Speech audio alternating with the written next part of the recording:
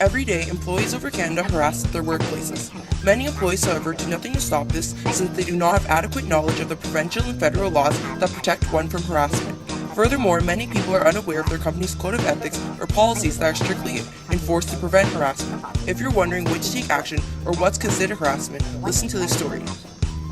Kevin Chung just started working at his new firm and he really values his job, but suddenly one day, Kevin's supervisor demands him to finish her work for her since she's busy. Kevin Chung knows that he has his hands full with his own work, and not only that, he overheard that she often takes advantage of new employees. Thus, he firmly says no. Unfortunately, his supervisor threatens to report lies about Kevin to his manager. She blackmails him, saying that he has until the end of the week to finish it or else he will be paying an unpleasant visit to the manager. Above all that, for the rest of the week, his supervisor purposely walks into him and knocks his stuff on the ground to show her discontent. At the end of the week, Kevin has become so frustrated with his job that he prepares to report his supervisor to the manager.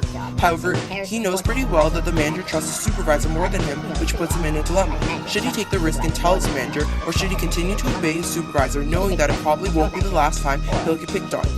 Believe it or not, harassment occurs on a daily basis. Don't know what harassment is? Well, according to the Oxford Dictionary, harassment refers to aggressive pressure or intimidation.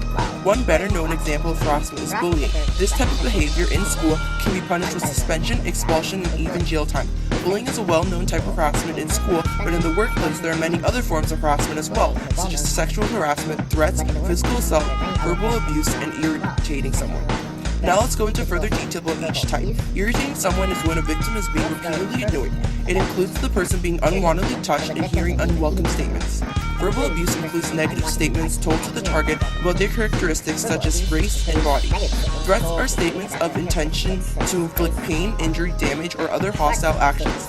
Physical assault is described as any unnecessary physical contact, and a sexual assault includes any lewd gestures such as looking at an employee up and down suggestively, leering or staring and inappropriately touching someone. What you saw above was Kevin Chung being physically assaulted while being threatened at the same time. For him, the best way to get it resolved is by contacting his manager and giving proof of his supervisor harassment by showing the work that he's done for her so far. Thus, his supervisor will have no way of lying. If his manager believes that there is a problem, Kevin is automatically protected by the Provincial Human Rights Code and the Canadian Human Rights Act. Both ensure that he is prevented from any further harassment. So you may be thinking, why is harassment such a big deal? 40% of Canadian workers are harassed at their workplace, 60% of the culprits are men, while 57% of the victims are women. These numbers are way too high. Not only does this mean almost half the workplace is being harassed, they are also experiencing many negative effects such as stress, anxiety, insomnia, and high blood pressure. As well, harassment does not only affect the individual, but the workplace too. Victims may be less productive, which means less work being done, or a high turnover for the company. These negative consequences decrease the amount of profit being made in the long run. Would you like it if your friend was being harassed? Of course not. That's why we must work together in order to make the workplace a safer and healthier environment so everyone may carry on their duties harassment-free.